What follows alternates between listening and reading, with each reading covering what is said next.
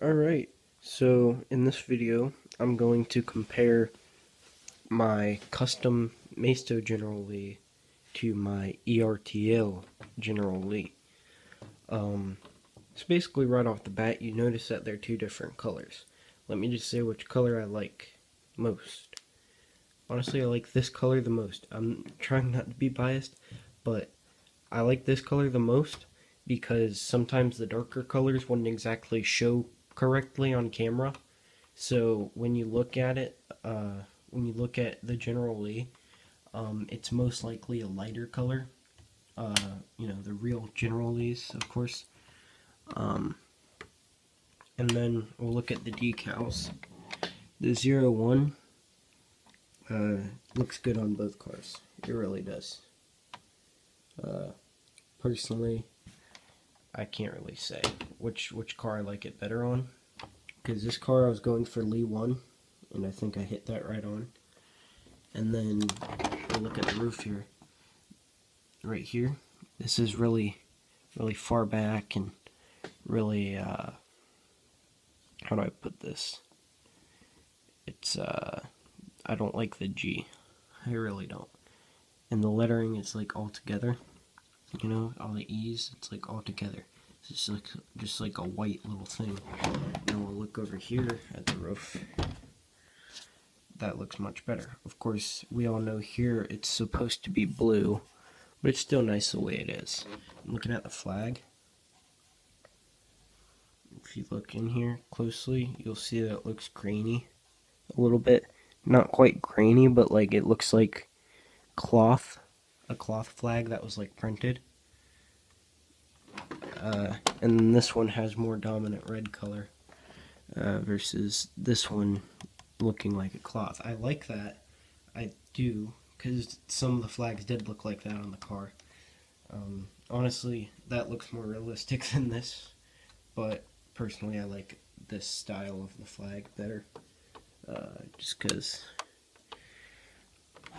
And then we'll look under the hood, which is where one of the biggest differences is, if you catch my drift. Now, first of all, this hood doesn't open very much, but it opens a lot more like the hood on a real Charger does. With these, the little latch is wider out, and then it doesn't really open this high. I mean, it opens a little bit higher than this, but it usually opens like about right here. So just a little bit higher than this one. Oops. But, so then we'll look under the engine, or under the hood. So, one of the first things you notice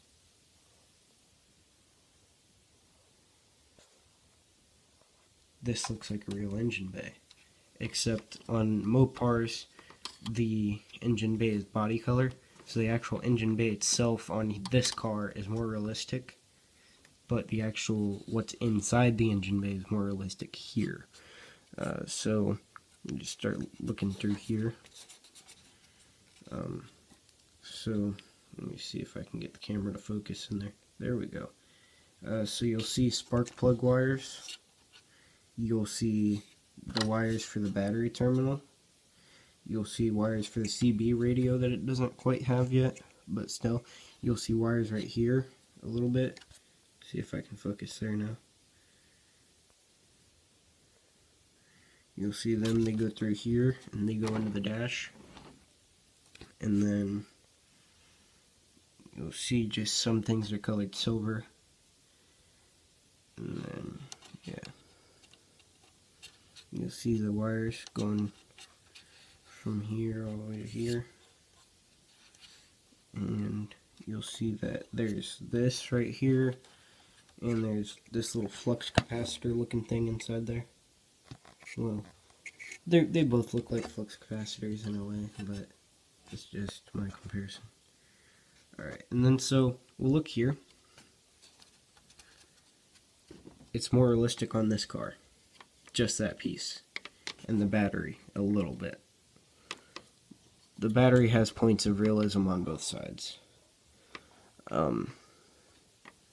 But yeah, on this car, the engine overall just does not have the realism there, because it's just a big red block with whatever the heck this is over top of it. It's only got one hose on it. There's no wires anywhere. I mean, then you got whatever this is just chilling here. I'm not sure what that is. I believe it is on this car too, right there, but I'm not sure. So now we'll just look right at the front.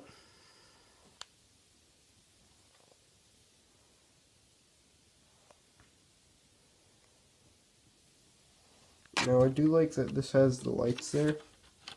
I should probably do it to this car. I haven't done it yet. I believe it maybe used to have the lights, but they may have came off. But that's an easy fix. That's like 3 minutes. Then we'll look at the push bars. So the push bar on this car, it's starts right at the bottom, ends right at the top. This one starts halfway through the license plate and ends halfway through here. I've seen some people heat them up and bend them back, but I'm not going to do that. So then we'll look at the mirror. Personally, I like the mirror on the Ertl car better. Oops, well, looks like a windshield wiper came off.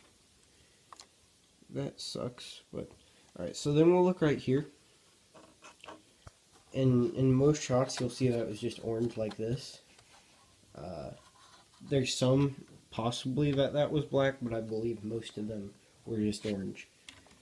And then it always had the flag there instead of whatever the heck that is.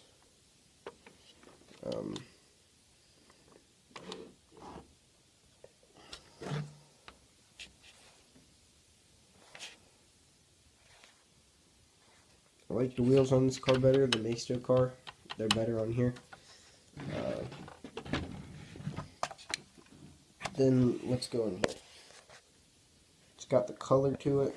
It's even got it on the roof. You look there. On the roof of the car. And that's smooth too. And we've got a proper looking roll bar, which protects the car. It honestly kind of protects the die-cast car a little bit too. I'm not sure how, but it seems like before I put that on, it seems like whenever I pulled it up like this, you'd kind of start to hear like noises from here and back here, but it doesn't really do that anymore.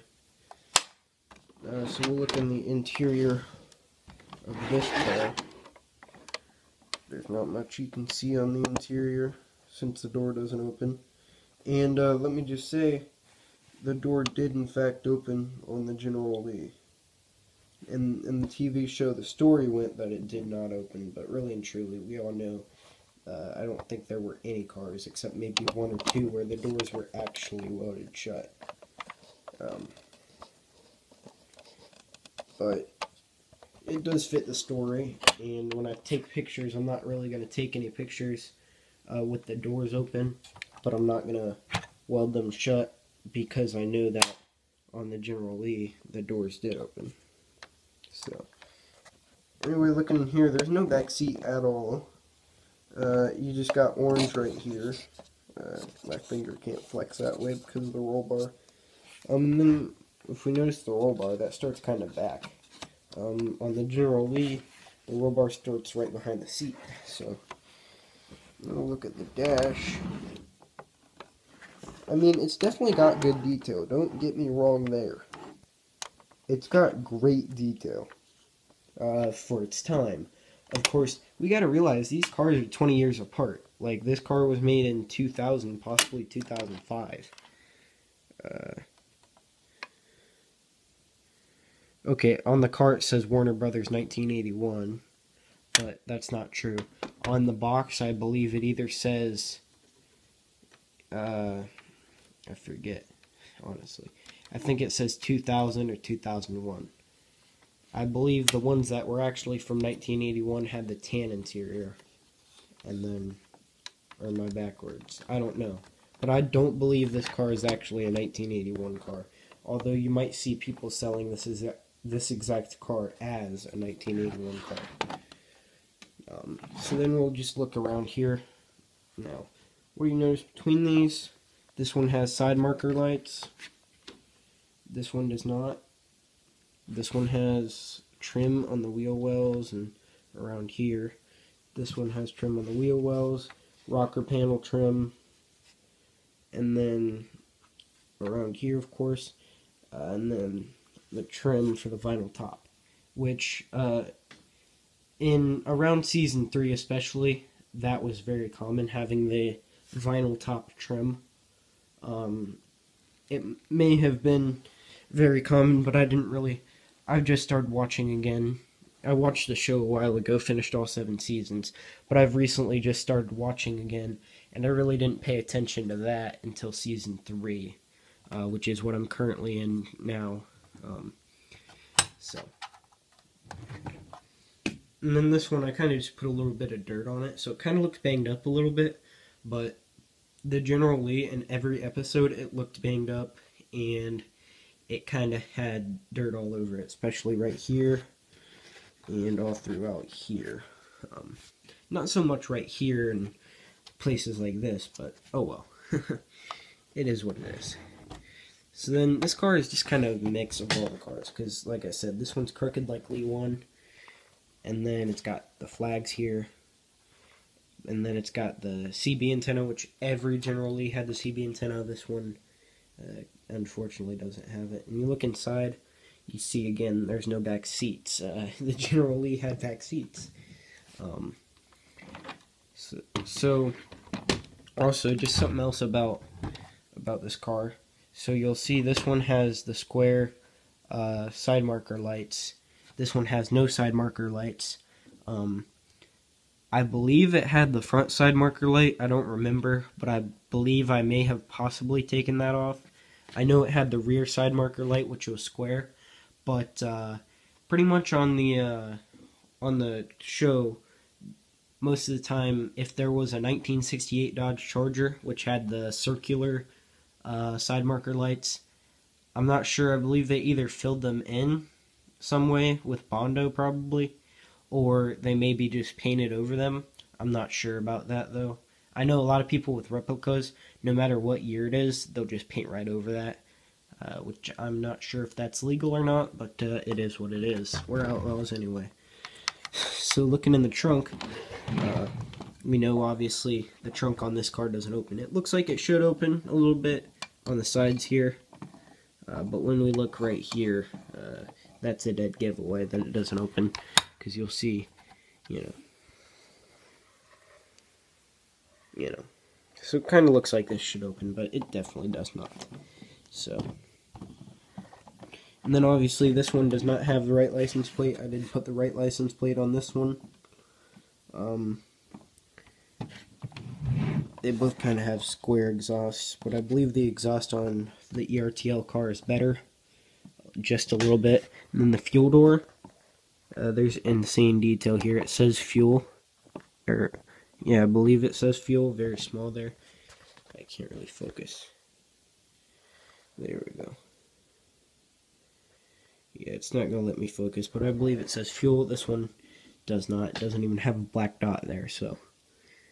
And that's at a little bit of a different angle, which I'm not sure if that's possible. But then another thing you'll notice, this is the easiest thing to notice.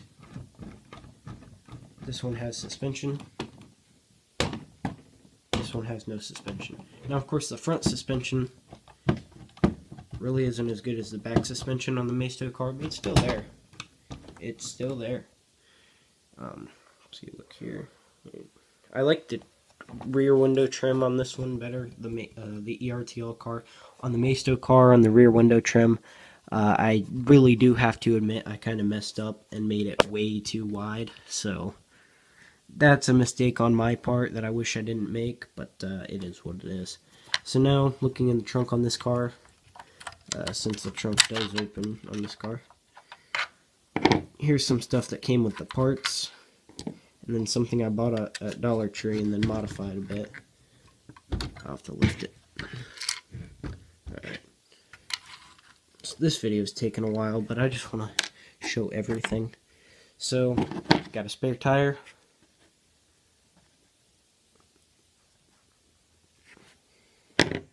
And then a crate of moonshine. Got 4 little jugs there. I'm not very good at showing stuff. And then this, a lug wrench, I believe, 4-way lug wrench. I believe that's what it's called. I'm not too sure, but I do believe that's what it's called. So yeah. And just try to shove these up there. That sounds not okay. But there we go. And we'll put the spare tire there. And now I believe, just maybe, there will be room for my crossbow, my bow and arrow, whatever you want to call it. I believe there'll be room in the trunk for it, possibly. I'm not too sure about that, but if not, we'll just put it in the back seat. So, not a big deal. And then we'll notice here, the shape on here is a little bit off. Shape on here is a little bit better. So, because this one seems pushed down a little bit. I mean, when you look at them side by side, this one is a little bit taller. So I think when they were making this, the design kind of got pushed a little bit down. Also, with the hood, they have turn signals on the hood. Turn signal indicators, whatever you call it. But they don't have that on this hood. And I believe on most of the General Lees on the show, if it did have that, they painted over it anyway. So it really didn't have that. I mean, it's not like the General Lee ever used turn signals anyway, so that's not a really big detail to the General Lee. So, this one also says Charger here. Doesn't say Charger here. Now I noticed it has a little Chrysler emblem. Somebody else pointed this out, and I didn't notice it until now. Even a while ago when I looked at it, I couldn't find it. But it does have the little Chrysler emblem, the ERTL car. Just on one side, though. Which is kind of weird. It's nice to kind of see that, though. And kind of just see, you know, what the heck was going on that happened, you know. But, this one also has headrest on the seat. This one doesn't, but I like this one more. The seats, actually. Obviously, because it's, you know, painted, but, you know, also. Also, when you look in here, I didn't notice this until just now. There's a piece of dog hair in there. That's not what we're talking about. But, there is, it's just sitting on the transmission tunnel. This one, there's actually a center console in there. So, just something I just now noticed. So, basically with this, I believe they probably just took a NASCAR interior that they already had made. Because this looks very similar to my NASCAR of, you know, the number 4 NASCAR, whatever they call that, the Kodak car, whatever. Looks like they just took the same interior, possibly from a Dodge NASCAR, and just threw it into here and called it a day. That's what it's looking like to me. I could be wrong about that. They may have actually tried and made this custom and special for the car, but that's not what it's looking like here. And we'll look at the glove box. It does not look like a glove box on a normal car. Look here. The good thing about this car as well, you don't see that little door opener thing. Even when you open the door, you don't see that very much. So, that's lucky. I believe if this one did have opening doors, it would come out really differently. It would end up being like here. I don't know how to explain it, but it'd end up more like a 1/24 scale. I'm not knocking Jada, but possibly a 1/24 scale Jada car where the doors come out funky, or, well, really any 1/24 scale car, the doors come out like that. So, you know, so I guess that shows the detail off a little bit, and it shows that, whoa, there we go. Perks of filming with a cell phone. So, Also, I believe this push bar is at a better angle because it's kind of got this little piece pushed out and this little piece pulled in a little bit. It would actually protect the bumper rather than being full out. That would just hit and not really be the greatest. So this is what it actually looked like in the show for the most part. Of course, this one's a little bit crooked, but that's okay. It is what it is. See, the thing with this, the reason why I'm a lot more lenient with this car is because it's a custom car. It was me that kind of just built this and kind of just did everything by hand. This car was done by a factory. So if there's mistakes on this car, I mean, that's a lot more, like, inexcusable, if that makes sense, because, you know, a factory, they're doing everything. It's a process, and the process is mostly the same. With this one, the fact that it's a custom, there's a lot more error that's more understandable, if that makes sense to you. You know, I'm not trying to be biased, even though I realize that probably does sound pretty biased, but yeah. So, just another thing. We got this house over here. Kind of looks like Uncle Jesse's house a little tiny bit. But the thing is, when I take pictures with this car, it's not going to look right. Actually, I'm going to take a picture right now.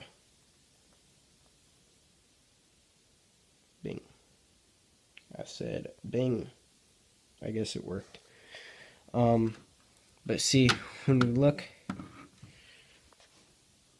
the 1/25th scale car kind of looks better for the house, because it's like taking up half the house. I'm not sure which one I like most, but yeah. This was actually my first General Lee car. And then we got this mess over here I'm working on, so yeah.